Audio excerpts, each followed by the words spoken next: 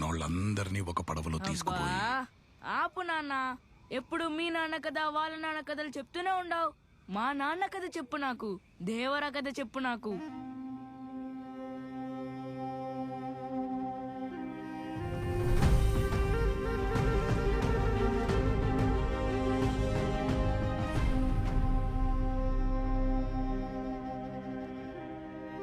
తరువాత తరానికి చెప్పుకునే అంత కథలు కావురామే నాయనవి.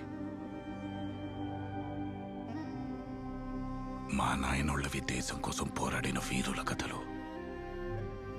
మావి ఎవ్వరికీ చెప్పుకోలేని చీకటి కథలు.